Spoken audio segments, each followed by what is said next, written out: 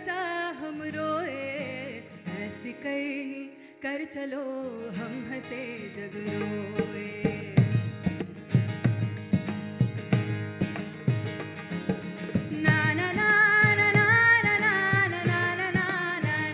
Good evening, one and all. We are grateful to have Sadhguru to address us in this session. Chalo ek naya baatein ho jaye. Today, the moderators are Vaibhav, Pratiti, and myself, Adrik. You got only one fan. When asked to this community about questions, we received a plethora of it. We handpicked a few which were relevant to this session and would request Sadhguru to address it. Can I say a few words before the question? Sure. No. Can I say a few words before the questions? Yeah, sure.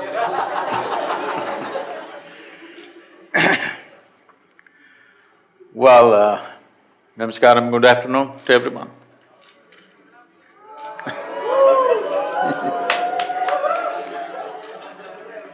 So, why this Youth and Truth? How did it come about? In the last 36 years, wherever I go, one constant refrain has been, people always asking me this question, thousands of them. Sadhguru, when I was 20, where the hell were you? You come when I'm 60, what I'm supposed to do? If you had come when I was 20, I would have done this with my life, that with my life, so many things. So this has been bothering me for some time, that I didn't get to their life soon enough. So I thought we will step out and meet people below 25 years of age in this country, largely. And when we say life, we can imagine many things, but essentially our life is just a combination of certain amount of time and energy. Time, as we sit here, is rolling away for all of us at the same pace. If we do something, it rolls, if we don't do something, it rolls, if you're awake, it rolls, if we sleep, it rolls. Awake or asleep, it's just going away. As we sit here, what's ticking away is not the watch, what's ticking away is our life. When we are young, we may not think about it, but slowly, if you take up a lot of things to do, one thing that you will see is always scarce is time. It's just going away. In southern Indian languages, it's very appropriately said that when we say somebody is dead, we say kalamaitange. It means his time got over, which is a perfect description. All that happened is somebody's time got over. When we are here, we are thinking we are immortal, at least people are going about as if they're immortal. But countless number of people like you and me have walked this planet and now they're all topsoil. Unless somebody chooses to bury you very deep, this will also become topsoil. So time, we cannot do anything about it, it's running away. But how we manage our energies will determine the scale and scope of our lives. This segment of life which we are referring to as youth, it is in this segment of life that human energy is at its highest exuberance. Most youth do not understand this, they think they are going to be like this forever. You must pay attention to little older people, how they walk, how they sit, how they do things. You will understand that this exuberance of youth that you're experiencing right now is not forever, it is only in this segment of life. So when your energies are like this, I thought if we could be of some help to bring clarity and balance into this exuberance of energy, this could become a phenomenal process. Life can become a phenomenal process. Tell me if my percentages are wrong, because you are living… you're staying in a premier institution, you may have different ideas of percentage, but I travel around the world, what I see is, every human being has a certain innate genius in them. But I would say not even 1% of human genius finds the necessary ambience, both external and internal, to unfold itself. Very few people are fortunate that they have an inner ambience and they also found an external situation where they can blossom, allow their genius to blossom. We want to create a great society, a great nation, a great world. There's no way to do it except by creating great human beings. And that will only happen if we create an inner ambience and an external ambience where human genius can unfold. External ambience will depend on societies, situations, institutions, families, so many things, that's not in our control. But we could definitely create an inner ambience where you are not the obstacle in your life. In your life, you should never become the obstacle. Somebody else will take that privilege. They will exploit that in many ways, but I should not be the obstacle in my life. This much every human being can do. It's in this direction, with this intention, this Youth and Truth has been unfolded, and this month is closing, and after that every 3 months we are doing different universities across the world. The idea is to assimilate every kind of question that youth can ask on this planet and see in what sensible ways we can address this. Please don't hesitate to participate, you can ask any kind of question. Thank you. Namaskaram, Sadhguru. So the first question is… I've seen people answering, copying answers, but I never seen anybody copying questions. There's a statement, and it is from a book called Angels and Demons, which is very popular book among the youth. And the statement is, science is too young to understand religion. So, being a mystic, what is your understanding about science and the relationship between science and religion? Science is too young to understand religion. Yes. See, when you say… let's get to the fundamentals. When you say religion, when somebody says, I'm religious, they always refer to themselves as believers, right? That means they believe something. What does believing something mean? Well, something that you do not know, because of a certain cultural ambience or a family ambience or a group of friends can get together and they believe something. Belief essentially means something that you do not know, you assume, gather enough people around you and concretize that as the reality. If you want to believe something, you always need company. You need a flock around you. If you're alone and you believe something, you will look stupid. You need company, you need 1,000 people who believe the same thing. Only then it feels like a great thing. Because belief will give you confidence without clarity. If you believe something, suddenly you are confident, but there is no clarity. Confidence is not a substitute for clarity. Confidence without clarity is actually a disaster. It's one of the worst human disasters. That people have confidence when they can't see clearly is a great disaster. Much suffering has unfolded out of this for humanity, for individual people and for the larger humanity. So much has been done. So why do people believe something? Fundamentally, you are not sincere enough to admit, I do not know. I do not know. The value of I do not know has not been realized. Only when you see I do not know, the longing to know, the seeking to know, and the possibility of knowing becomes a living reality in your life. Everything that you do not know, you believe. It will give you confidence. If everybody around you believes the same thing, it feels like a fantastic thing. But if you are the only one who believes that, you will feel like an idiot. Yes or no? So, by gathering a group or by attesting what you believe to something else, something that you consider as an authority, you have made authority the truth. Well, truth should be the only authority if you want to move forward with life. But at the same time, these belief systems which you refer to as various religions on the planet have worked wonderfully to provide solace to people. So there are two different things in one's life. Are you seeking solace or are you seeking a solution for your life? If you're seeking a solution, you must seek the truth. If you are seeking solace, belief works very well. Or in a way, it's a mass psychiatry and it's inexpensive and it works pretty good.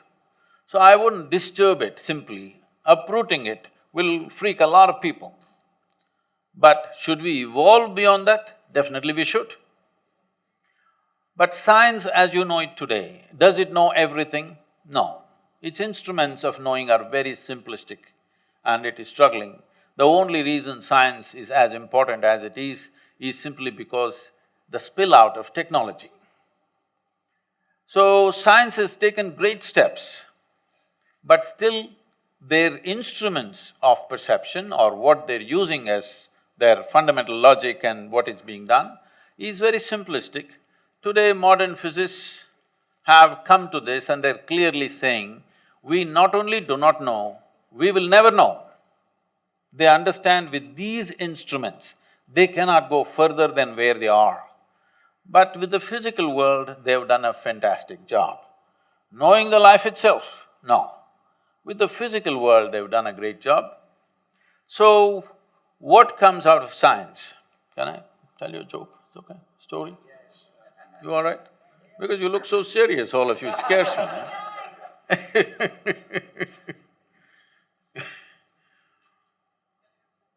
You know, this happened in 2050. A group of scientists got an appointment with God and they went there.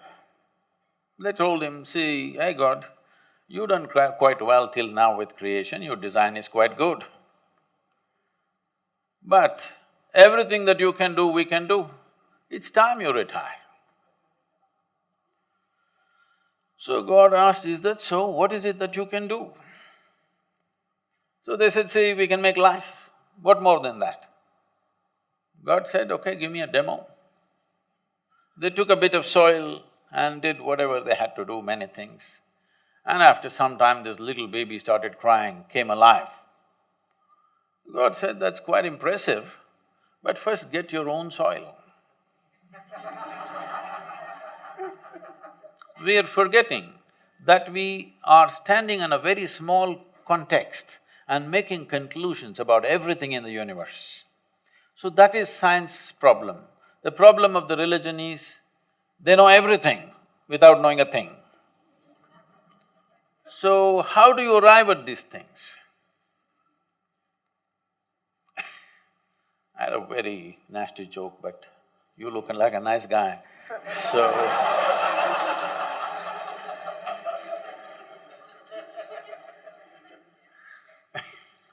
so let me downgrade the joke.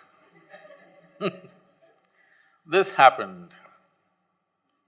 In New York City, an 8-year-old boy got home from school one afternoon. He had a very progressive mother at home. Obviously, she was single. And he came home and asked, Mom, is God a man or a woman? You know, this is a big debate in America. Is God a man or a woman? They tried to settle this in the last election. And you know what happened? So she thought through this gender politics that is going on in the country. After much thinking, she said both. Then the boy went into deep thinking. After thinking for a while, he came back and asked, Mama, is God black or white? This is also a big debate. The racial debate is a very big debate. So after thinking through everything, all the racial politics in the country, she said both. The boy went into very profound thinking. Then he came back and asked, Mama, is God straight or gay? She thought through all the politics involved with that aspect of life. And then she said, both. The boy jumped in joy, I got it, it's Michael Jackson.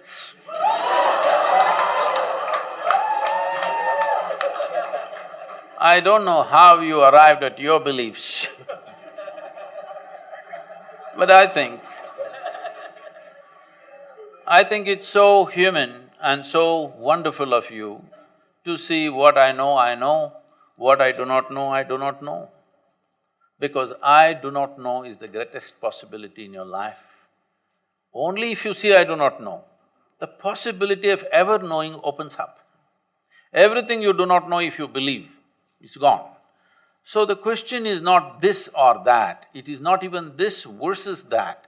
See, this is a simplistic debate that has come to the world today, everywhere, and unfortunately it's coming to our country also. Are you for or against? Arey, life is not all for and against. There are many aspects to life. If you consider life, you are never for or against anything. The question is, what we are doing right now, is it appropriate to the situation in which we exist? Our actions must be appropriate, they must work, they must benefit. Otherwise you will go right versus wrong. Then even the people who think they are not religious have all become religious fanatics. They think they are liberals, they think they are something, but they're all taken the position of fanatics. I'm right, you're wrong. Life is not between right and wrong. Life is only about, in a given moment, are you doing the appropriate action? That's the most important thing about life. I would like to ask something about which is related to belief. Little closer, please. Okay. So we are either stuck in the past memories or thinking about future, setting up goals and planning according to our goals. But it's not necessary every time things turn up the way we have decided, planned. So is it like everything is pre-decided by the fate? So is somebody up there, not you guys, somebody up there, are they deciding everything? See, up, because all of you are in a design institute, you must know this much, that you're on a round planet, am I right? You're on a round planet, and the damn thing is spinning all the time.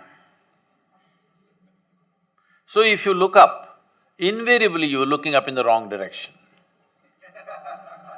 You're not even on the North Pole, you're at a certain latitude. Do you know what is really up in this cosmos? Which is up? Hello? Do you know? Is it somewhere marked this side up in this cosmos? So you don't even know which is up, but you know who is up. This is really dangerous, you know. You don't even know what is up, but you know who is up. You not only know him, you know his name, you know his wife's name, how many children he has, what he likes for his birthday, you know it all. But you don't know a thing about yourself. So, this thing about destiny is somebody up there deciding everything. Too much has been said about it. Even the… I don't know if it is… we call this Kili Shastra. Do you have this, the parrots tell the future? You have it in Gujarat? Huh? Some green parakeet will tell the future. See, if a bird can tell your future, you must be bird-brained, huh?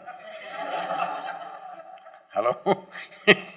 If a bird can tell your future, there must be something wrong with your brain, isn't it? In this culture, forever we told you, your life is your karma. Karma means doing, action. When we say your life is your karma, what it means is your life is your making, 100%. There is no idea of the God in this culture.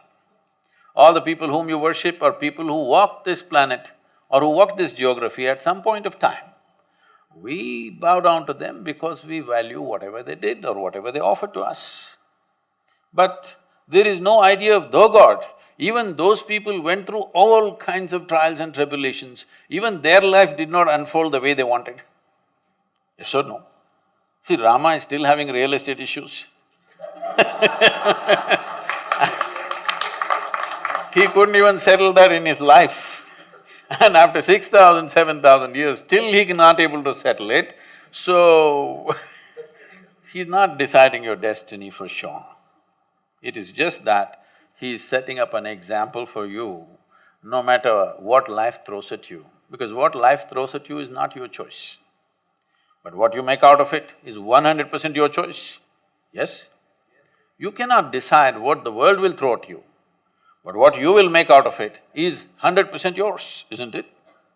It's like this. You okay? I can tell. So, how to No. back it away so that we get the desired results? On a certain day, a lady went to sleep. In her sleep, she had a dream. In her dream, she saw a hunk of a man standing there and staring at her. Then he started coming closer and closer and closer. He came so close, she could even feel his breath. She trembled, not in fear. Then she asked, "What will you do to me?" The man said, "Well, lady, it's your dream."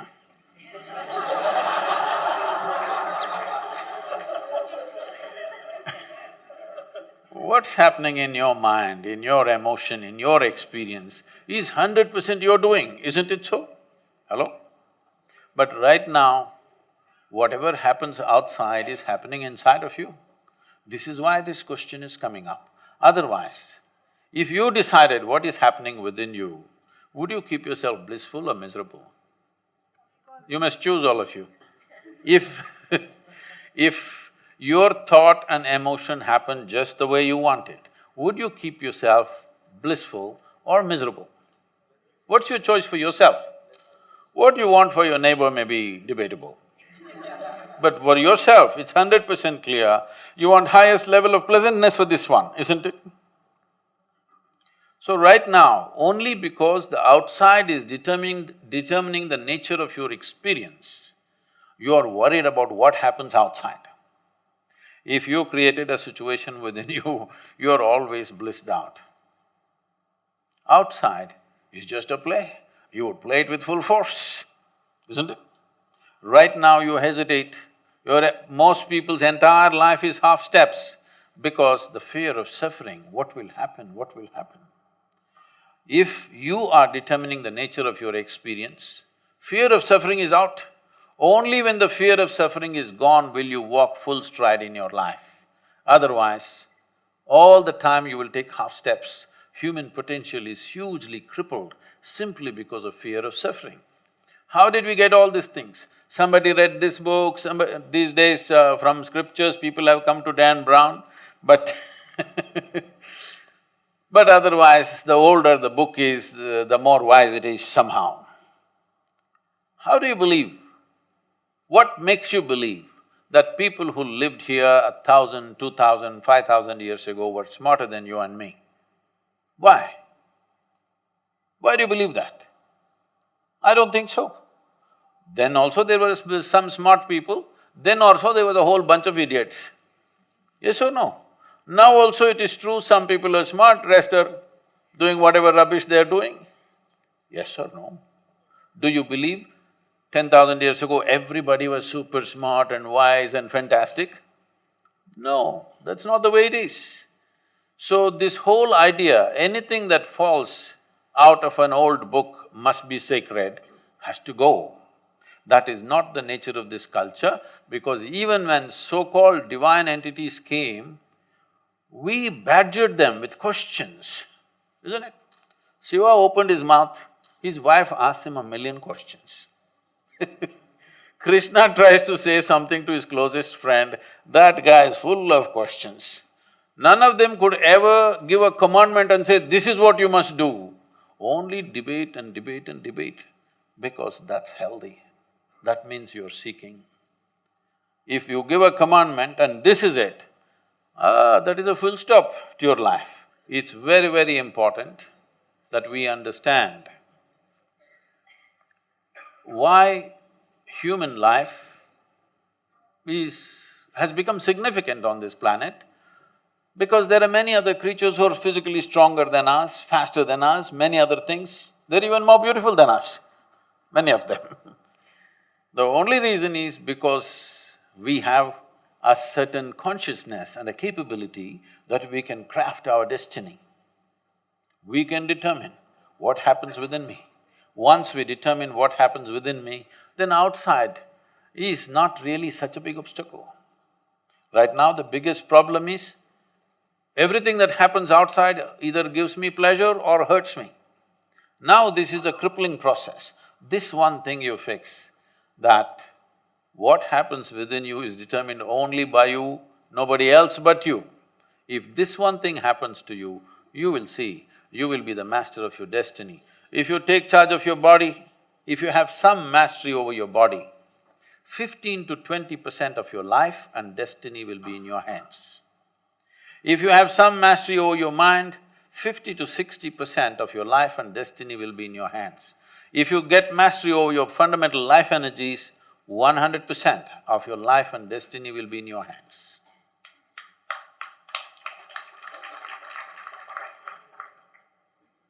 It is just individual human beings, will they strive for that or not is the only question. I'm sorry?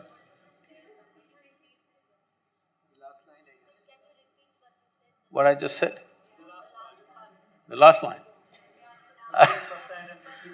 I said 15 to 20% of life will be and destiny will be in your hands if you just have mastery over your physical body.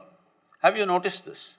Somebody who is physically very competent takes charge of things effortlessly, but their mastery over their life will be only 15–20%. If you have mastery over your thought and emotion, 50 to 60% of your life and destiny will be in your hands. But if you take charge of the fundamental life process within you, 100% of your life and destiny will be in your hands. So Sadhguru, your example on Rama brought me to this question. So you know how when we go through the Indian mythology, Hindu mythology, we come to this word called dharma. So what exactly is dharma to you? See, the word dharma literally means the law. Now, you will see, if you look at the same Ramayana, Mahabharata, they're always talking in terms of Raja's dharma to the praja, husband's dharma to the wife, wife's dharma to the husband, parents' dharma to the children, children's dharma to the parents, teacher's dharma to the student, student's dharma to the teacher. What they're trying to say is, you must understand, this is a time from being nomadic tribes, they're trying to organize an organized society. They're trying to create civilization. In this context, they're fixing norms for every aspect of life. This is the way this relationship should be conducted. If you break this norm, then this is a disruption of civilization, that's what they're talking about. So to drive on the street, there is a dharma. You were supposed to drive on the left side of the street, most people don't seem to know that. That's another matter. You have to get that simple dharma. We think this is a rule. This is not a rule, this is a certain law. When I say a law, like in physics you're saying, the laws of nature or laws of gravity or laws of motion, like this, these are laws. If this transaction has to happen properly, in a fruitful way, if you maintain certain things, this will be a fruitful transaction. If you do not maintain this dharma, there will be disruption. So continuously they're talking about this dharma, that dharma, you must understand, they're trying to craft civilization. In all these things, they talk about one thing very significantly, which they refer to as Sanatana Dharma. Today, people are trying to brand it as their religion, but essentially Sanatana means eternal. They're talking about one particular law which is eternal. That means all other laws are generational. Every generation, these laws have to be relooked at and transformed. But one law is eternal, that concerns the inner nature of the human being.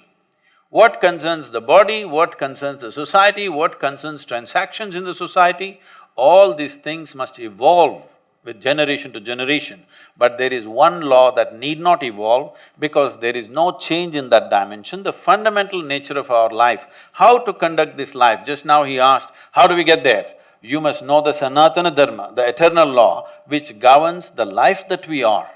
There is a law that governs our body, there is a law that governs our social transactions, there are many laws that govern the social transactions that we perform, but there is one law which governs the fundamental nature of our life. This we called as the eternal law, just to make people know, this you need not change, because this is always a constant. So dharma means a law. So in present context, with the parameters of dharma which were there previously, the parameters keep on changing. So don't you think that even Sanatana Dharma should change its parameters to be called a religion? Please repeat that question. So, when dharma was said, there has to be some parameters on which they crafted the laws. So with change in time, the parameters change as well. So even for Sanatana Dharma, don't you think the parameters keep on changing? No, I think this didn't get across properly. Sanatana Dharma is not a religion, that's what I'm trying to tell you. It is the laws that governs the life that we are.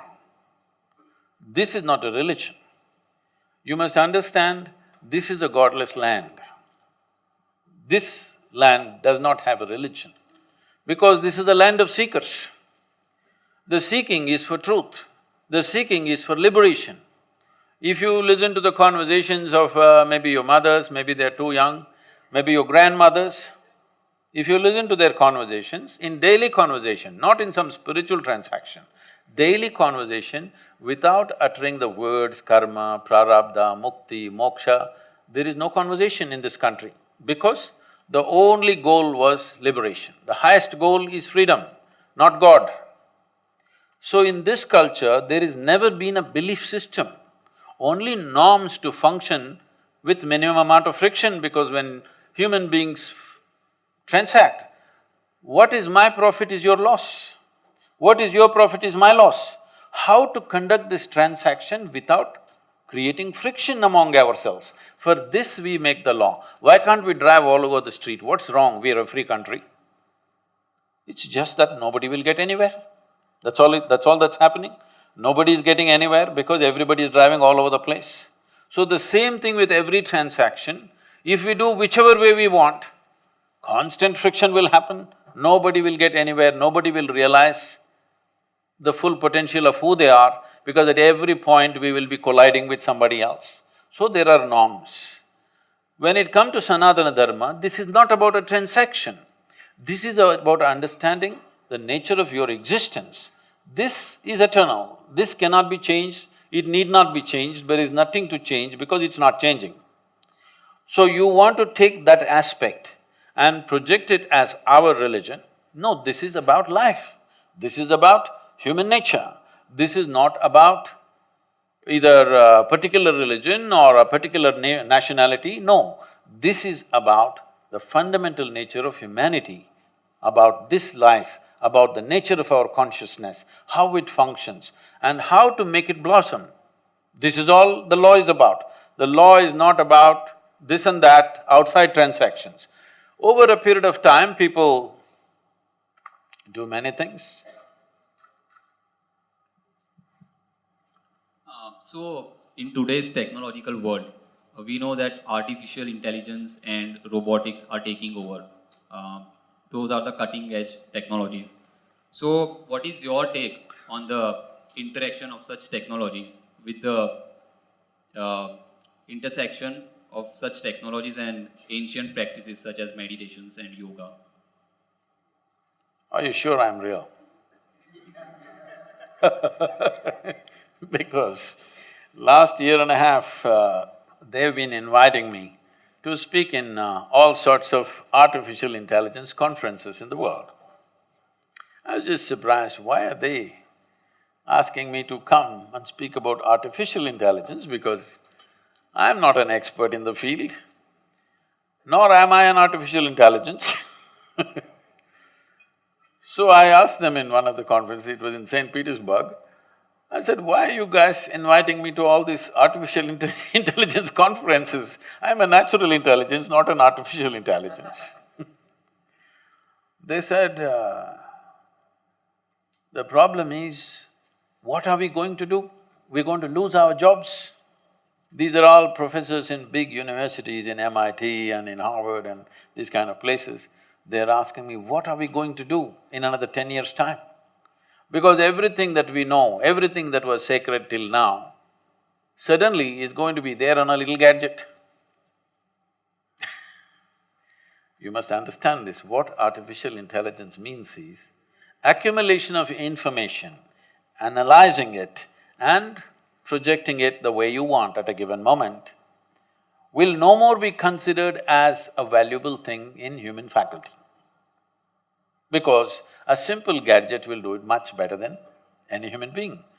Already that Google lady is looking smarter than any of you, isn't it? She looks smarter than me, it's okay, I'm not educated, but you guys she's looking smarter than any of us or no? Anything you ask without batting an eyelid, she tells us.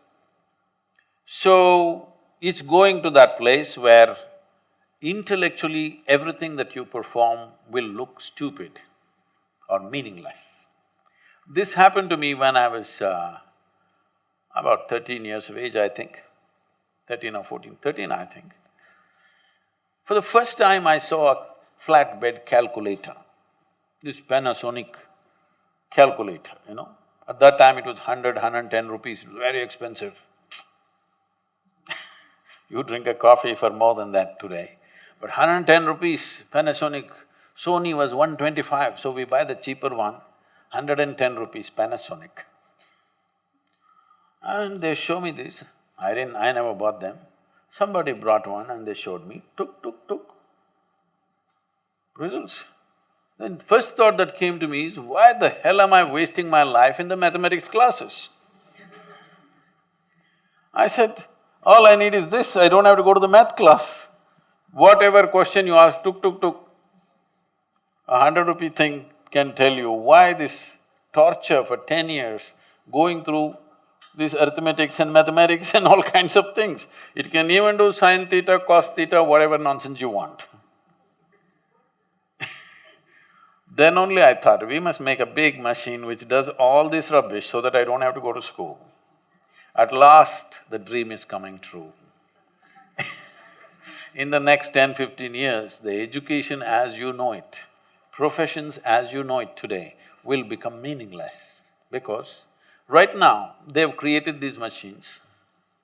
Right now, we are still kind of obsessed with creating machines which look like us, which is unnecessarily complicating. It can be a square box which walks everywhere and does everything we do. It's too insulting for human intelligence. So, we're still making it look like a human being. If something is intelligent, it must look human in our mind. But slowly, for the sake of economics, somebody will make one tall box which does everything that you do, okay? Time is coming for that. So once this happens, many things that we are spending years on learning will be meaningless. Now they built a thing, I was meeting this one top real estate guy in Russia. They're designing something that if a customer comes and says, what kind of house I want, what is my aesthetics, what is my culture, what I like, how it should be, and what's my budget. A machine designs a complete house, 10 different alternatives that you want, including paintings, hangings in the wall, the furniture, the works. Now they're saying in another 5 to 7 years, they're saying it can even print the house and build it. So just imagine the design, guys. So many of you will be out of your occasion unless you do something that a damn machine cannot do. All of you should gear yourself for this now. You must be able to do something beyond your intellect. Human being has many layers of intelligence. Intellect is only a small part of it. Right now, our education system is completely dedicated to intellectual development of the human being and we think that's the grandest way to live. No, it is not. We can explore that if we have the time. But In the yogic way of looking at things, we look at human intelligence as 16 parts. If you explore other dimensions of intelligence, only then you will be relevant when everything intellectual. Intellectual means your intellect cannot function without accumulated data. Yes or no? Hello? Your intellect cannot function without accumulated data, is that so? Now, whatever is data assimilation, analysis and execution of that analysis, a machine will do better than you. A human being can always make mistakes, can always fudge information, but a machine is clear-cut.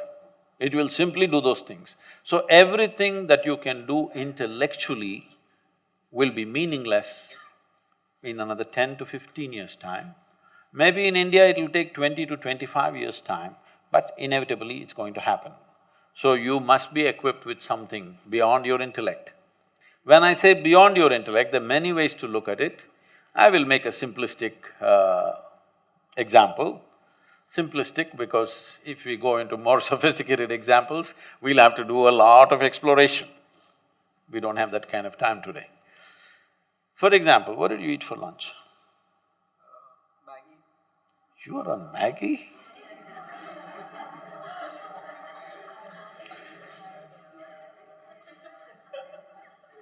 Can't you… somebody take care of his nourishment? He's on Maggie? Okay, even if you eat the noodle, a noodle doesn't look like him, doesn't feel like him, nothing.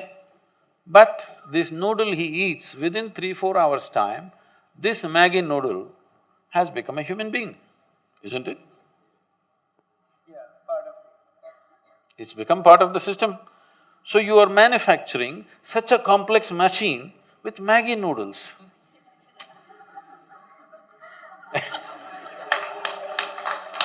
This is like a 3D printer. You put Maggi noodles into it. No, I am not made of Maggi noodles, okay? I eat better than that. But you put the chapati into this becomes a human body. This is the most sophisticated machine on the planet. You're manufacturing this with whatever food that you eat. And the food that you eat is just the soil that you walk upon. Yes or no? And it stands up. Isn't this a 3D printer? Hello? Does that intelligence exist within you or not? Not even in your brain, in your gut? It does. It does. It does. So if only you found conscious access to this dimension of intelligence, you would live magically, isn't it? Then artificial intelligence won't disturb you, you will be very happy because all the menial jobs if the machines do, what a wonderful world. I'm looking forward to that. Sadhguru, this question is something which many of us will be able to relate with. So, people are going through a lot in their lives, in their personal and professional lives. So, my question is, how do youth especially how they'll be able to realize the difference between sadness and depression? And since realizing All the a way from Bangalore to Ahmedabad. So, realizing a problem is the first step of solution. So, this is something important when someone is in depression, they should know and realize, actualize it first. No, professionals are telling you, however much of sadness you are in, you're not depressed because you've still not gone to them. You need a certificate for that.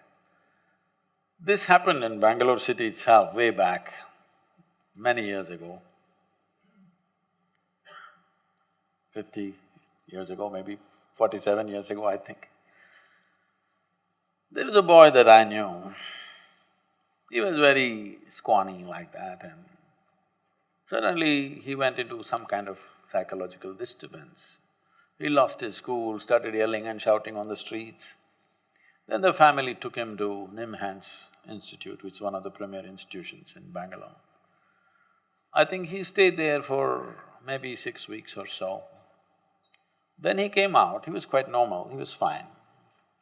Just that a month or two, he kind of lost his balance. Then when he came, all the boys of his age teasing him, "Hey, you're a nutcase.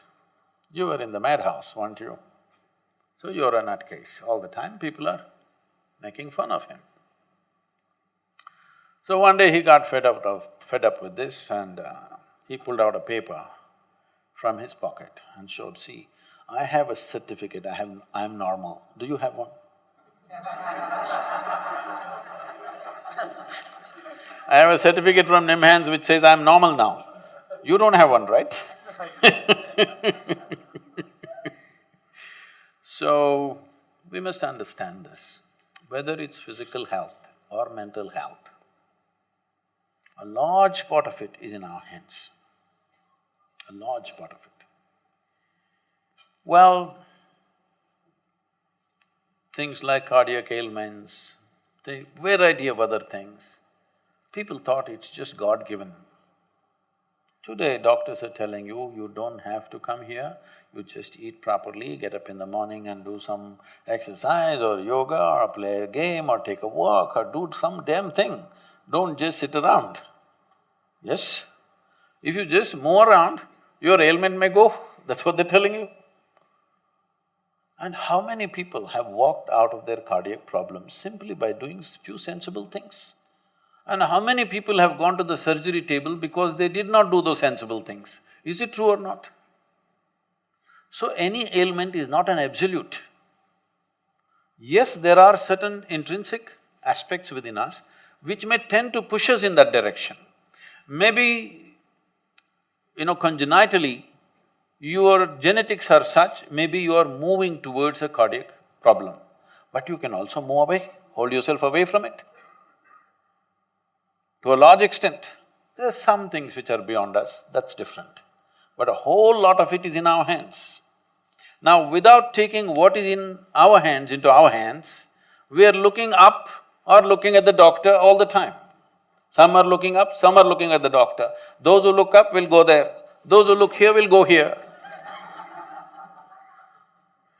United States of America, the most affluent country on the planet. See, why does an individual human being or a society look for affluence?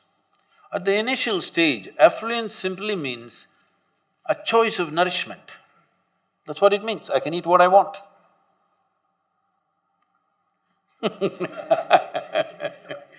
At the next level of affluence, it's a choice of lifestyle. Now a country or a society which has an immense choice of nourishment and lifestyle, 70% of their population is on prescription medication. They're spending over $3 trillion on healthcare. People estimate by 2030, it could be close to $8 billion, their healthcare bill. Many people believe that this could sink the country, not a war, not some other tragedy, healthcare.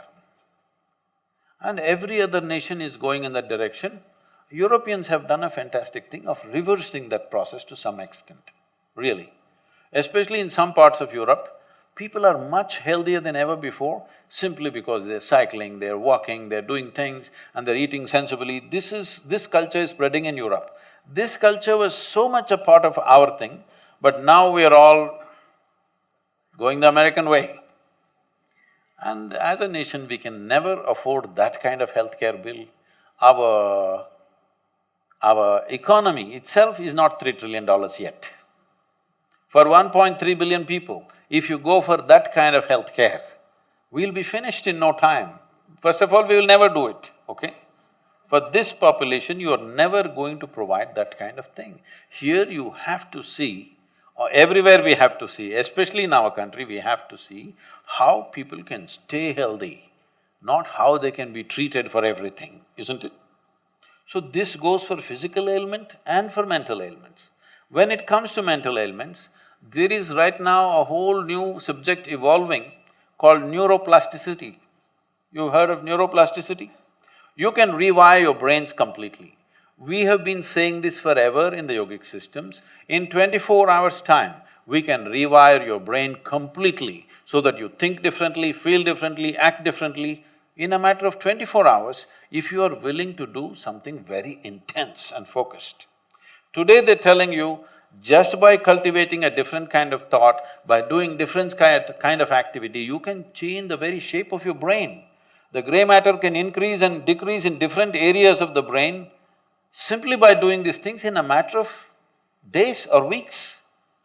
We have shown this, that people who practice, like we have a simple 21-minute practice which is large, taught widespread, called Shambhavi. It's part of the inner engineering process. University of California made studies on this, and now they're saying that the neuronal regeneration in the brain is 241% higher than normal if you're doing this practice for over 3 months. Everybody could do with little more intelligence, isn't it? Because over 30 years of age, generally there is depletion of neuronal production. What is being depleted and what is being replaced is not equal. But now what is being replaced is higher than the depletion that's happening. So age need not take away your intelligence. When age happens, most people are managing by experience, not by intelligence. Youth below 18 years of age are far more intelligent naturally. Their problem is they don't have experience and information. Over 30 years of age, their intelligence is depleting normally, but they are managing with experience and exposure and stuff like that. But now there is proper studies showing that over 35–40 years of age, you can increase the neuronal regeneration in your brain. So when all this is there, when substantial science is saying this, some people going on saying, no, depression is not by choice, it is an absolute thing, once it happens, you have to come to me. I can understand the business concerns of that. But please, every human being should take absolute responsibility for their physical and mental health from an early age. It's very, very important. Otherwise, I'm telling you, life can throw googlies at you in such a way, just about any so-called normal person can be shattered. Things will happen. So now what will you do? When you fear that you may be shattered like this, what will you do? You will curtail your life. That should not happen. This is why I said, only when fear of suffering is totally taken away from you, when you are absolutely clear, my experience of life is determined by me and nobody else but me, then you will walk full stride. This must happen. Human beings must walk full stride. They should not be walking half steps. But with the fear of depression, sadness, misery, we will all end up walking half steps, isn't it? If you feel little depressed, what's the first thing you do? You curtail your life, isn't it? Isn't it the first thing you do? Don't curtail your life. This life must happen full on. It's a brief amount of time. In this time, there's no need to curtail. This must happen full on. Thank you so much, Sadhguru, for addressing all these questions with so much clarity. And now we'll move ahead with our second session of the event, in which any of you can ask any question with Sadhguru one-to-one. So, please. Take the microphone, please. Namaskaram, Sadhguru. In the book Inner Engineering, you have If you said… can. In the book Inner Engineering, you have said that if this planet gives you a chance, you want to transform entire planet into what you have enshrined in the south, which you just showed. So what does the necessary support be? See, do you understand her question, what she's asking? We're talking about what she's… I will explain the… What she's asking is, I think in the book, it is said, I haven't read the book, I only wrote it, okay? So, if I say something, I'm only paraphrasing because I don't remember the words there. What could have been said there is, if we create the right kind of energy spaces, human beings will blossom much better. This is why in this culture, people have misunderstood this whole thing now. in competition with various other things, but in this culture, especially, it was all over the country, but the northern part of the country has taken so much beating in the last 1,000 years of invasions and occupations. You don't see that culture so much, but if you come south, it is still largely intact. You will see this much better because south never really got trashed by invasions in any big way. Generally it was quiet. Still people want their idli soft and sambar hot, and those are the big concerns because they never really faced any kind of extremes, either of weather or of invasions and occupations. All the time for few thousand years it's been there. So if you look at this, you will see, especially in Tamil Nadu, Karnataka, Andhra Pradesh, you will see this. The center of the ancient towns is a magnificent temple. If anybody wants to understand engineering and design with the limited material of just having granite stone, it's the most miraculous way of doing things. This temple, to build it, normally it took 1 or 2 generations of people working to the same plan and design. And they never left their names on it. Who is the designer? Who planned this? Not in one place did they write their name. And this was created as a consecrated space. You must understand, these temples were not places of prayer. Never ever did anybody lead a prayer. There is a pujari who does some chores there for you. He is not in any way leading you. He has no power over the people who come there. That's the best part of this culture, that the man who stands in the temple as an official has no power over the people who come there. He cannot tell them what to do and what not to do. This is a very good thing in a religion that they don't have any power. Otherwise, in the assembly of what is considered a sacred space, you could influence people in so many different ways. So apart from this, this was mainly an energy center, so the tradition always said, nobody told you, you must pray, you must send a petition to God or anything like this, but they told you if you go there, you must sit down for some time. Have you heard this? That if you go to your temple, you must sit there for a while. Today people go there, just touch their bottom to the floor and go, because they're doing a ritual of… because somebody said sit down, they sit down and go. The idea is to sit there and imbibe this energy. Every day in the morning, particularly people who are householders or who are in family situations, before they start their daily whatever activity, first thing is take a shower, go to the temple, sit there for some time, then go for your activity. This is like a public battery charging place to charge you up in a certain way. Different types of energies. Today, you want to go for a business thing, you go to one kind of temple. Today, you have a wedding to attend, you go to another kind of temple. Like this, for different purposes, they crafted different kinds of energy systems. The important thing is to just sit there, imbibe and go. They also said, if you are on a spiritual path, you don't have to go to the temple. If you don't know this, sadhus and sannyasis don't go to the temples. They are full-time on spiritual path, so they have their own self-charging methods, they never enter any temples. I've built them, but I never go there. I never go there because if I close my eyes, things are handled for me. I don't have to go and sit in a public place where other people are making use of it. So, this was created for a specific purpose so that a human being can blossom. In the sense, if you want your plants in your garden to be full of flower, you have to maintain a certain ambience, isn't it? Similarly, if human beings have to blossom to their full potential, a certain ambience is needed. This is not about worship, this is not about belief, this is about creating a certain kind of ambience so that naturally it'll be easy for a human being to blossom.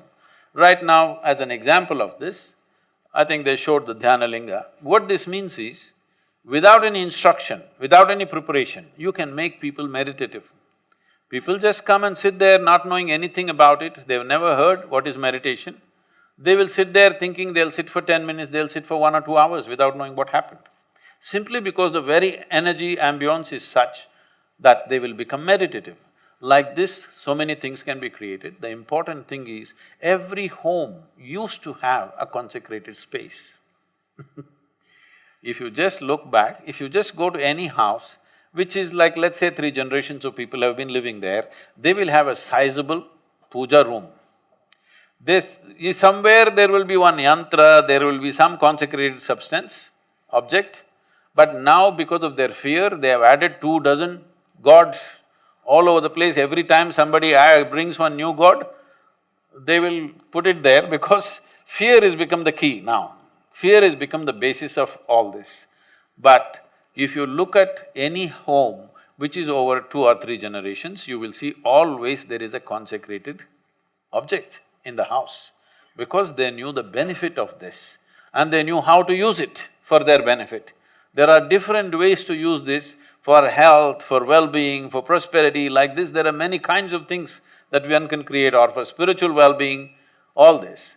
So what I might have said in the book is, if we create this in every working place, in every home, in every office, in the cities, that people are in a cared-for space. It's very important. In many ways, this is what a design school means in a different way, that when you live somewhere, you must live in a cared-for space. An uncared-for space will create a different kind of culture within ourselves, different kind of psychological makeup within us, different kinds of behavior. When, many years ago, about 25 years ago, I went to speak in a college in Bangalore. It's called… the problem is these videos are going to go everywhere.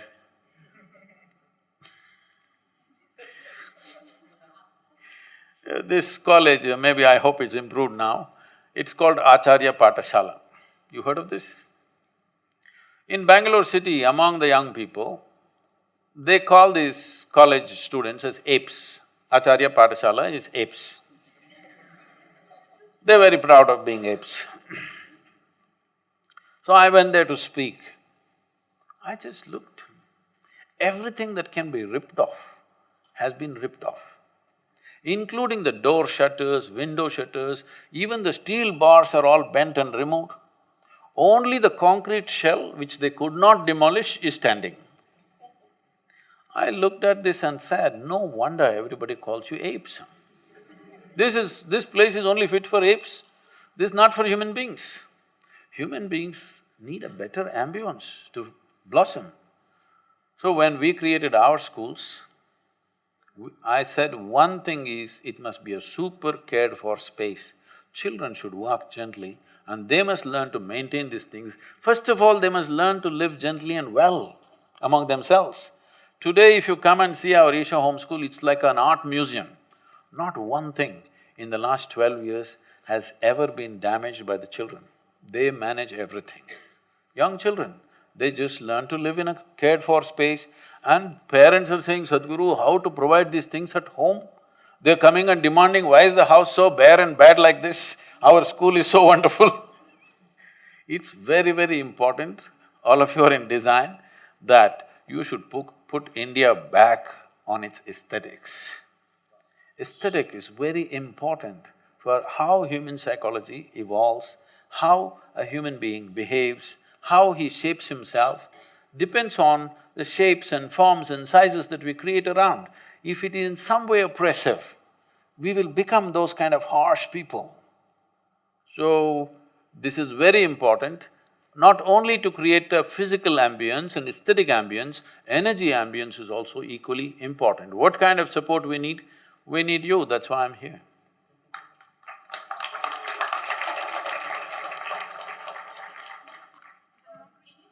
Can you take the microphone, please?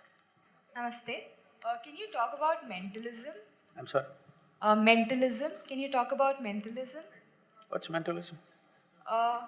Mentalists like… Oh, Mentalist, that movie, Yeah. like that. Mentalism, yeah. Okay.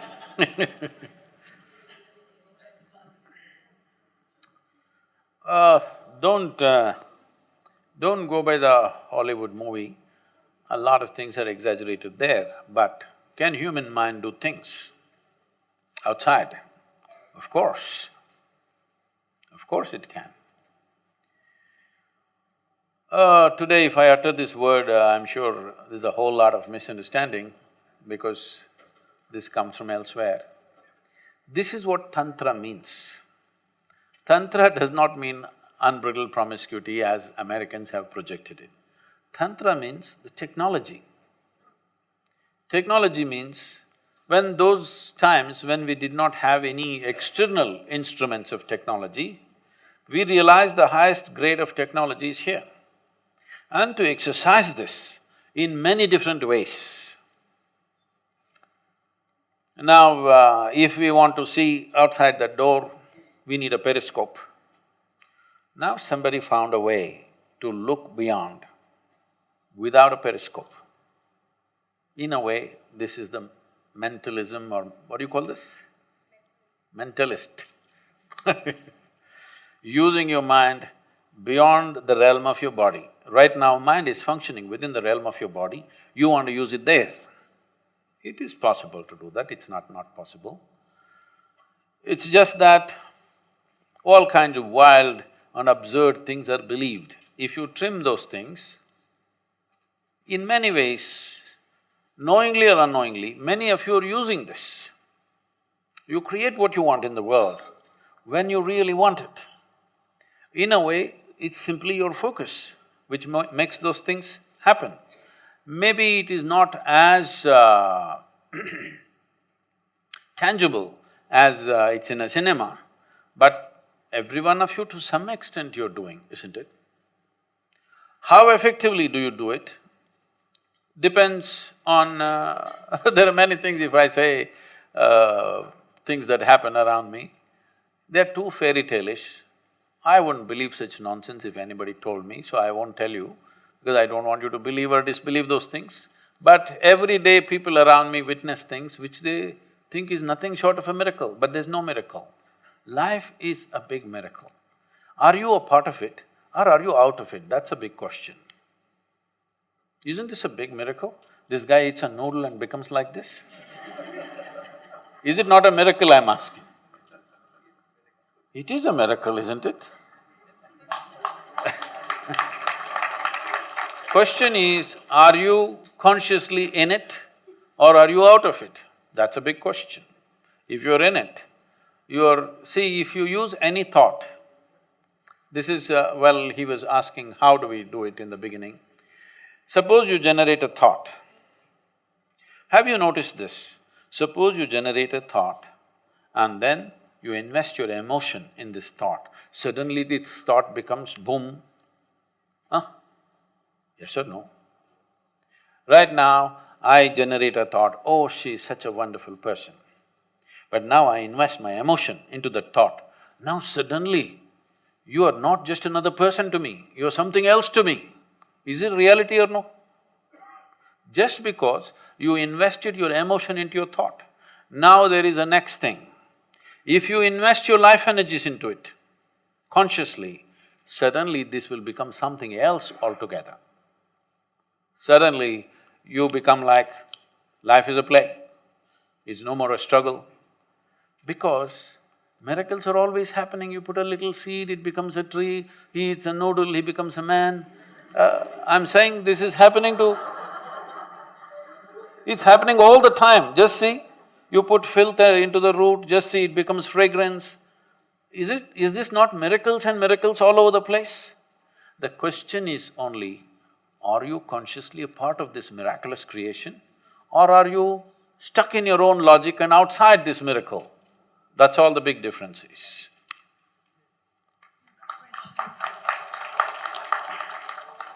Hi Sadhguru.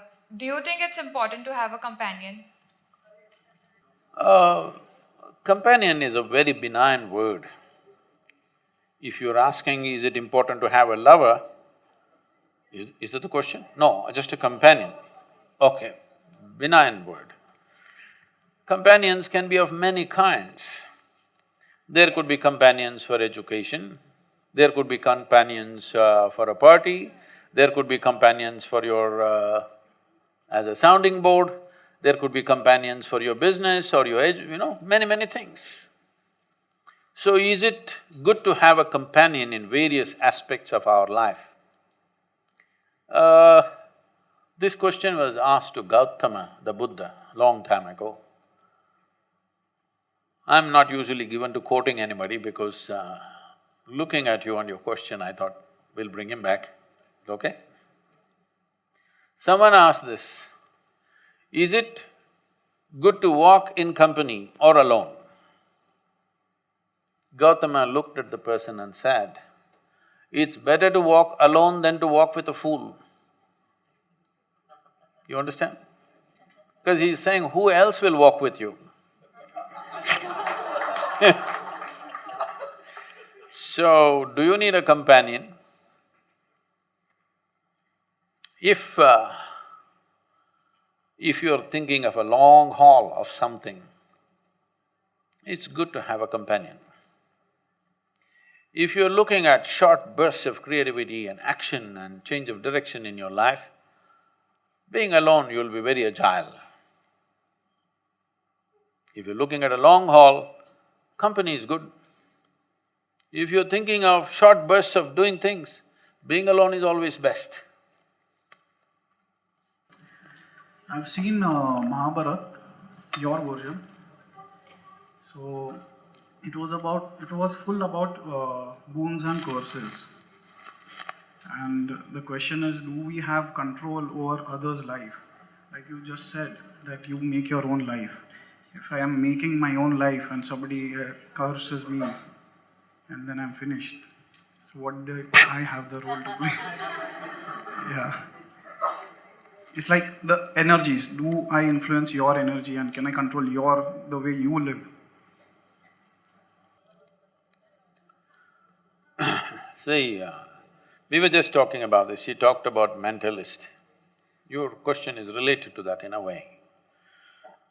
Now, in my mind, I just create a thought that something should happen to you, something good or bad. Well, it may happen, it may not happen. If you are very receptive to me, it may. If I say something, if you take it very seriously, you may change things.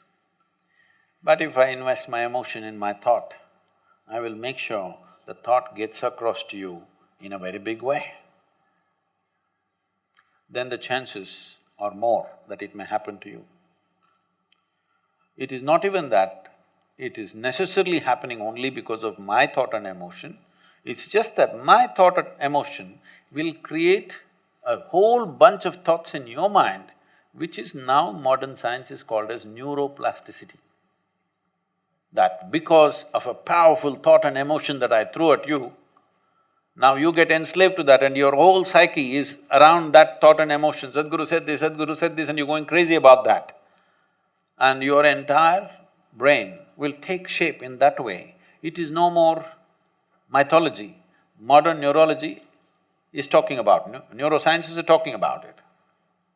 So you will manifest that, good or bad.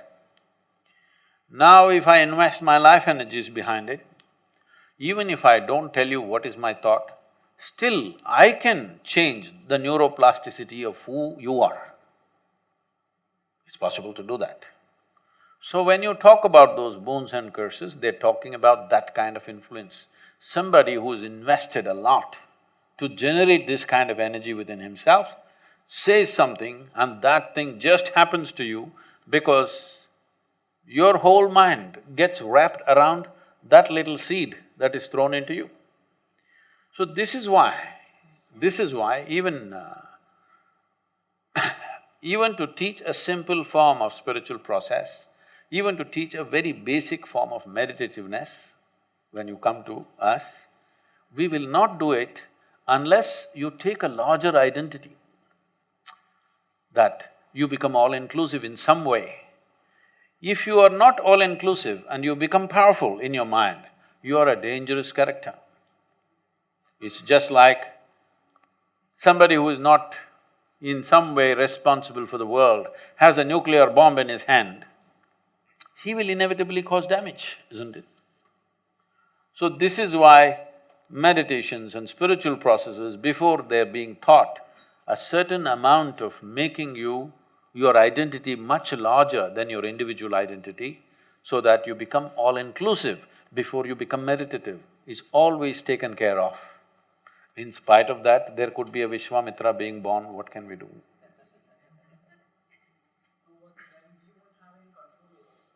No, okay, that part of it. It doesn't matter how powerful I am and what I do, you can develop your own sense of integrity about the nature of who you are. If you have done enough work upon yourself, you will determine, nobody else can determine. Because if you are just on the level of your mind, I can take over. But if you have touched your deeper dimensions of intelligence, if you have become conscious in some way, no, you cannot be influenced. So that is why it's very important to be conscious. Conscious means that a dimension beyond your physiological and psychological structure has become a living reality for you. If this has happened to you, you can walk into hell, no problem. It will not influence you. Please. I was a student of this institute and I used to feel very happy that the education here was very questioning. So we questioned everything, all the belief system. So as a result, the students grow up very self-reliant and they know themselves well. But what happens is that they grow distant from their family because of the difference in the belief system now. So we may become very confident individuals, but what happens is we become alien to our parents and we don't fulfill the expectations of the parents. So what do you think? There is a role as a daughter or a son also to be fulfilled, and there is a role as an individual as well. So how do we crack that balance? See, we must understand this. Inquiry, seeking, questioning does not mean you take on to another belief system. Leaving one belief system and going into another belief system is not a better place, it's just a new gang. Right now in the world, there are theists and atheists. Theists means those who believe there is God. Atheists means those who believe there is no God. But the problem is, both of them believe something that they don't know. One person believes positively, another person believes negatively, and one person thinks he is superior to the other. But the problem is the same with both the people. They are not sincere enough to admit, we really don't know. The reality is you don't really know, isn't it so? Hello? Do you know for sure? Hello? Do you know for sure how this creation was made? You don't know. But both are not sincere enough to admit. But one thinks they are very superior to the other. They think the theists are idiotic, they're going to the temple and doing ram. But the theists have compassion and pity for these people. They are not connected to our God, so they're lost. But the problem is, both of them neither have the courage nor the commitment to admit that I do not know and seek what is the truth about it. There is no courage and commitment to seek. That is why both of them are taking their own conclusions, but one thinks is better than the other. So being in an institution like this, especially design, if really design has to flow out of you, one important thing is there's no conclusion in your mind about anything. But it takes a lot of courage to live without conclusion. To simply live here without taking sides, without concluding this or that, to simply look at life in constant wonder, takes some courage. It's easy to belong to some gang or the other, and unfortunately, joining a new gang, people think new gang is better than the old gang. No, this will also become old in some time, just a little bit of time. You have to wait for 10 minutes, it'll be an old gang. So, do we have duties to our parents? It is not a duty. It is just that we must understand, we were not born like this. We were born helpless little babies.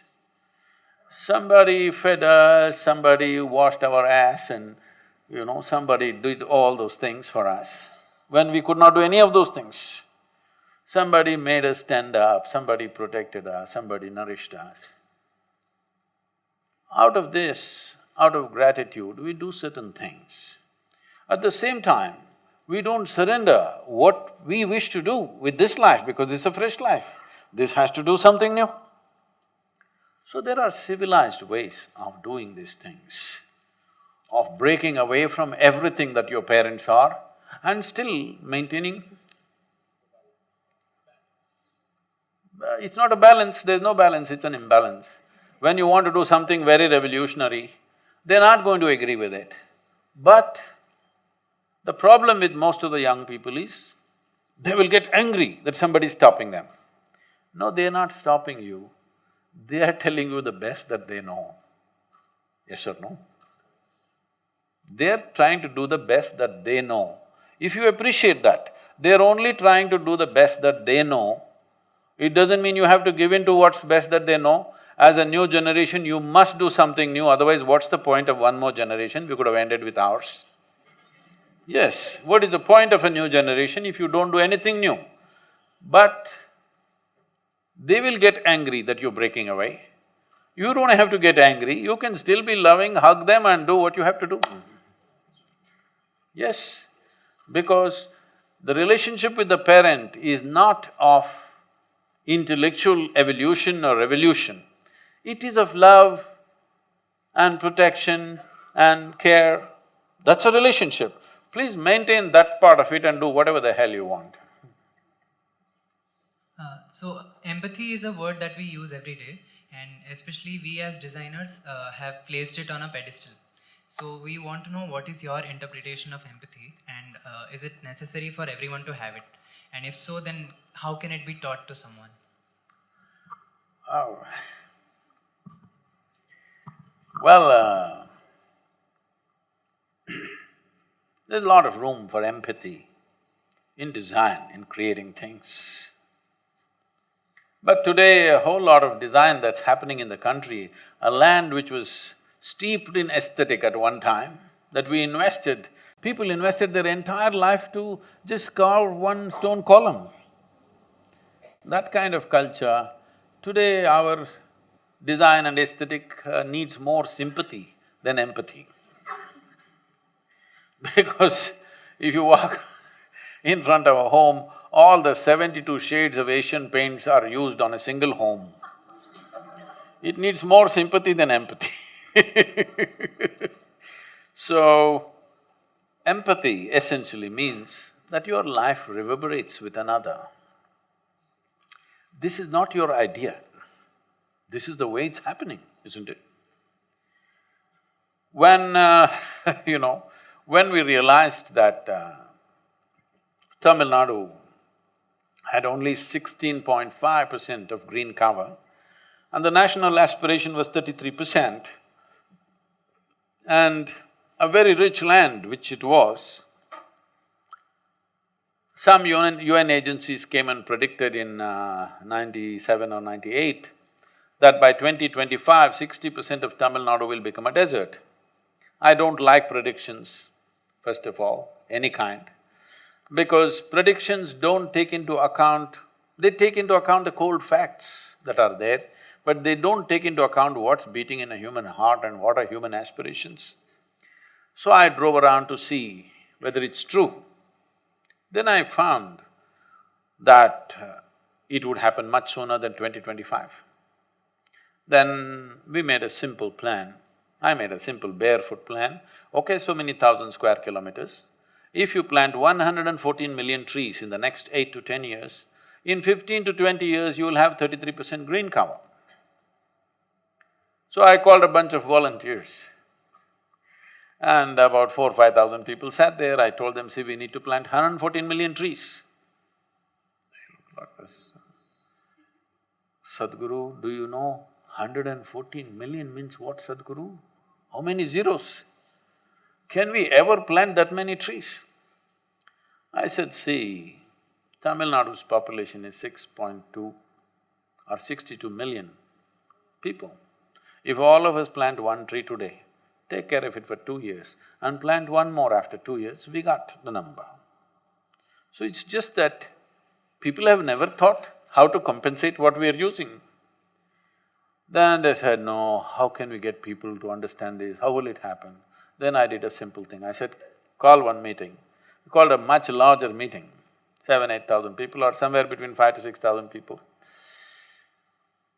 Morning, 11 o'clock meeting in Tamil Nadu. This is a place where there are some 5–6 huge rain trees which cover almost like 3 acres of land. These 5 trees cover literally almost 5 acres of land, full shade, beautiful. But we sat in hot sun at 11 o'clock. So I also sat there in hot sun and talking to them, just gossiping with them, telling them jokes. They slowly, initially they were laughing nice, slowly. After 1 hour, if you're moving around, you won't feel the sun. When you sit there, slowly it gets you within an hour's time. They're looking like this, what's wrong with Sadhguru, why is he… Right here, so many trees, we can sit there. I went on, when I saw they could all faint, and I said, okay, let's go. And we walked and sat under the tree. Everybody, ecstasy. And I said, you see the difference? You know what's a tree only when you roast it for some time in the sun. Then come under a tree, you realize it's like paradise, really. It feels like that. After a hard, sunny day, you come under a tree, you realize it's something else. People who are living in buildings won't understand this. If you're working outdoors, you know this very well. Then I made them sit there and see. We set up a certain spiritual process. See, what you exhale, the trees are inhaling. What the trees exhale, you are inhaling. They all sat like this with tears in their eyes and some of them screaming, shouting, rolling. I said, this is it. All we have to do is, this is 1/2 of your lungs hanging out there. You don't fix it, this won't function. It became an experiential process. Now you can't stop them from planting trees. Tamil Nadu has got a culture of planting trees like crazy. Even in the weddings, everybody is giving saplings to each other. Well, they've planted some 33, 34 million trees till now. It's not 114, but at least the culture has changed. People have understood. Now, I think, how many schools?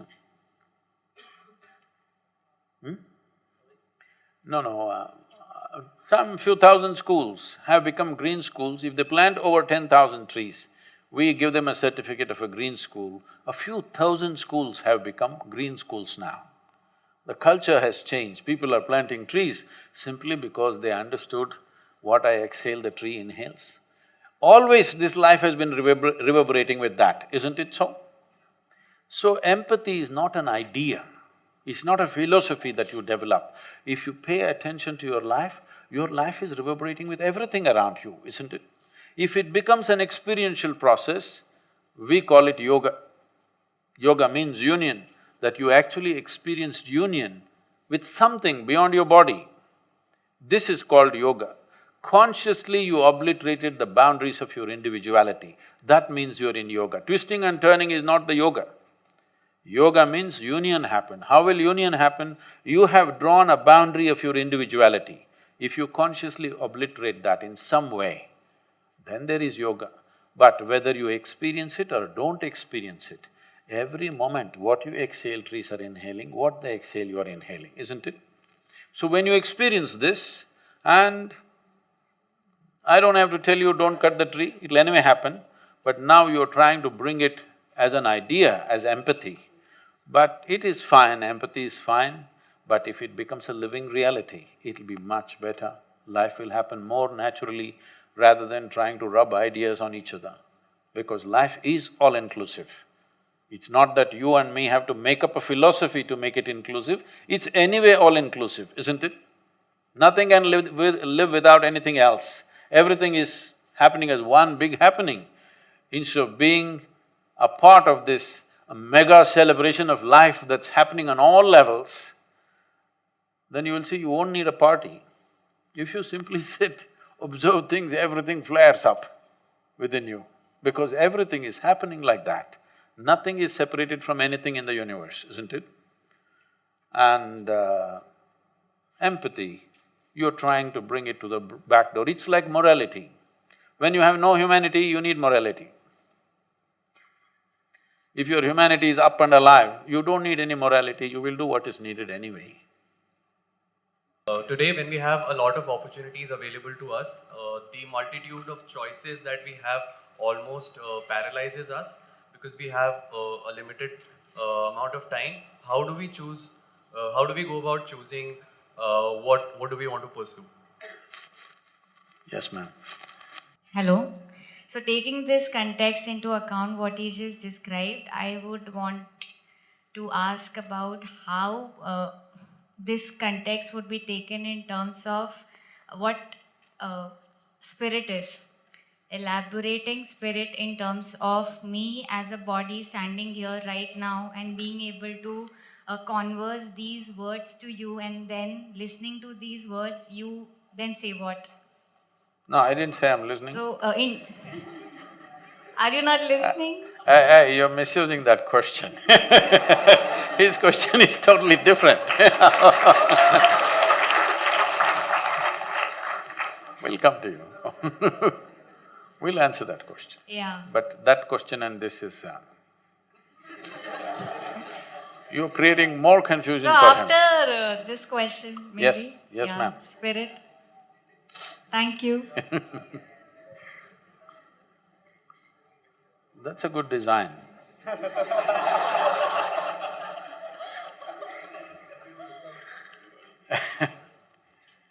So, about making choices, probably you're talking about professional and other kinds of choices, right? Is that what you mean? See, there are different ways to look at this.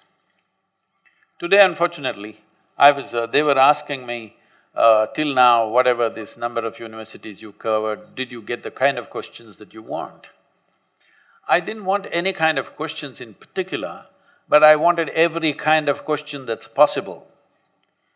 But what I'm seeing is,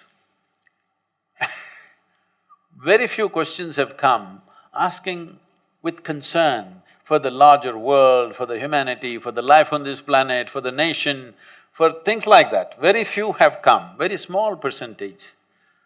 Rest are all about personal stuff. I'm not saying it's not important, but I'm surprised that young people are not thinking of larger situations in the nation and in the world. Having said that, see, there are two ways to approach your life. Either I want to do what I want to do, but you must understand what you want to do is just a thought that you generated and it's not even yours, it's something that you pick up from around you. Well, there may be certain aptitude. Well, people were asking me, some news channel is asking me, Sadhguru, why don't you… are you standing for election this time, 2019, are you standing for election? I said, I have no such intention. Okay, next election at least are you standing? He said, no, but why? I said, that's not my competence. I don't think I'll make a good politician. If I thought, maybe I would have thought about it. So one is aptitude. Do you have a certain aptitude towards a certain action? So are you thinking in that direction? Or a whole lot of people today are deciding what to do depending upon what they will get out of it. What will I get? Will I get this kind of lifestyle? Will I get this kind of salary? Will I make this kind of money and lifestyle? This is what they're thinking of. This is a wrong way to approach, because you will have everything and you will have nothing in the end with life. The important thing is this. See, if you make yourself… first of all, you must do this, you must not be driven by your anxieties, your frustrations, your concerns. You must take… when this question becomes a serious question in your life, you must take off at least 3 to 10 days, let's say, depending upon who you are. Some people may need 3 days, somebody may need more time, let's say maximum 3 to 10 days range.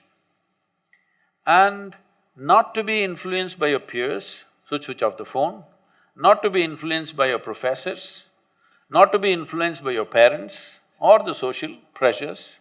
Spend some time with yourself and see. I'm asking you a simple question. Are you a precious life? Your life, is it precious to you? Hello? If it's precious to you, what are you going to invest this precious life into? Is something that must concern you, isn't it? You must not do something because he's doing it, you must not do something because he's not doing it. This is not the way to decide things. You're investing your life, if this life is precious, you must see what is it that really matters to you. And you must do that. It doesn't matter, it pays, it doesn't pay, but believe me, if your heart is not in something, really, you will not do your best. Yes or no? If you don't do your best, how will great things happen to you? See, whether it is art, music, design, business, sport, spirituality, politics, it doesn't matter what it is.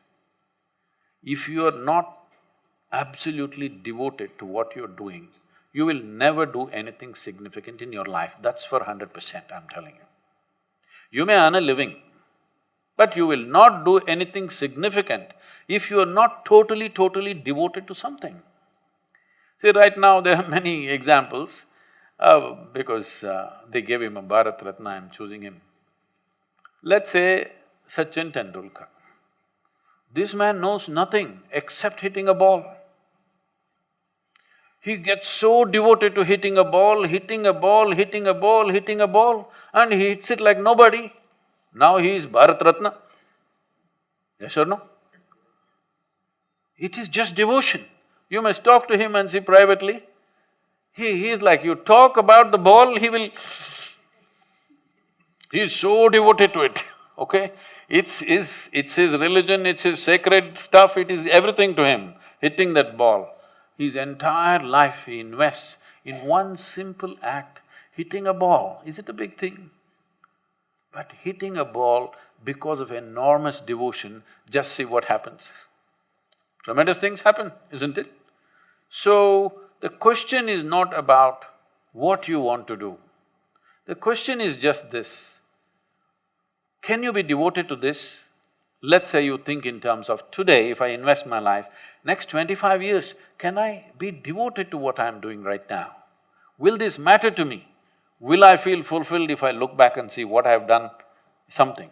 You do whatever the hell you want, just do it well, that's important. And don't do any damn thing that you will be ashamed of doing tomorrow, isn't it? What other people say, it doesn't matter, but you should not be ashamed of what you have done, isn't it so? Hello? This much you must keep, this much pride and freedom you must keep in your life. It doesn't matter, the whole world says you're wrong, but you are not ashamed of what you have done. That much you must always keep in your life. If that one thing, if you give up, I'm telling you, you'll live a very poor life. You may have everything, but you'll have nothing.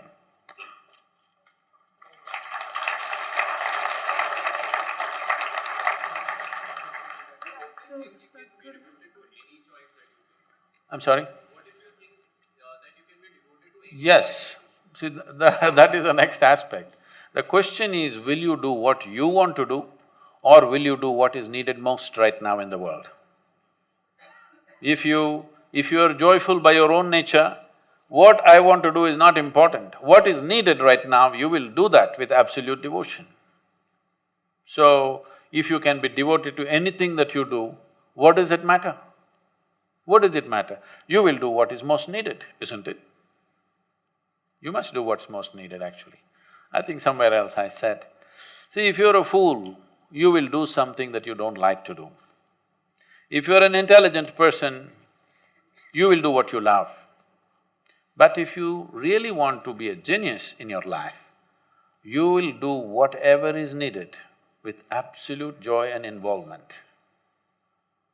It's no more about me, because you can do anything with total involvement, so what's the problem?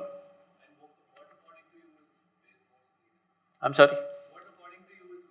Right now, design, huh?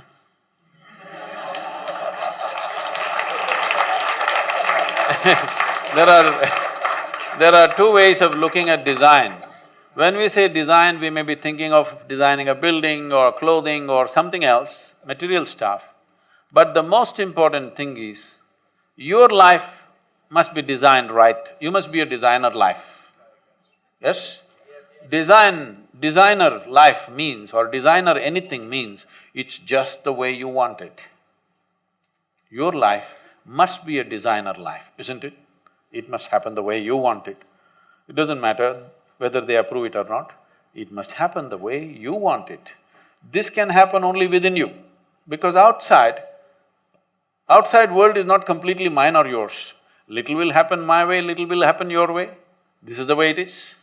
But what's within me must happen my way, isn't it?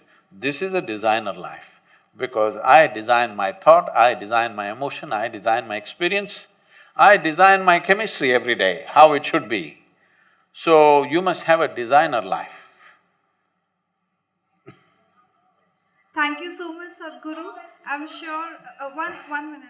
We will be having an informal session. I'm sure there are many unanswered questions over here, so don't worry about it. And thank you so much, Sadhguru. I'm sure Bate with you have triggered many minds over here. I would request the director to say few words. So on behalf of NID community, I would like to thank Sadhguru for spending time with our community, and we really feel honored. And today's discussion certainly is opening up a lot of, is going to allow us to think differently and see that how we can take these discussions to the next level. I would like to take this opportunity to say this, that, see, in this country of 1.3 billion people, most youth of your age, the kind of conditions they educate themselves, the kind of conditions they live in, and the kind of conditions they end up in for a lifetime is not really great. Well, we're trying to change that, but still not too close. So all of you who are in a premier institution, it's very, very important that you value this and make use of this time here, because what I'm seeing is there is a rush to live. Don't live too early. This is a time to build yourself up. If you don't enhance the life that you are early on, you will see you will live a small life. It's very important that you are an enhanced life before you step out of your education. Enhanced in every way, in thought, emotion, spirit. Where's the spirit girl? In thought, emotion, energy, in every way you must be an enhanced life. That is when you step out, you have a full scope of life. If you go there in a small way, you will end up with a small aspect of life. So please make use of this time to enhance the life that you are. Not just skills, not just education, but the life that you are must rise to a different level of competence within yourself. This is important because not many people have this opportunity in this country to study in premier institutions. So, I hope for the next generation you will create a more aesthetically sensible India. Thank you very much for having me here.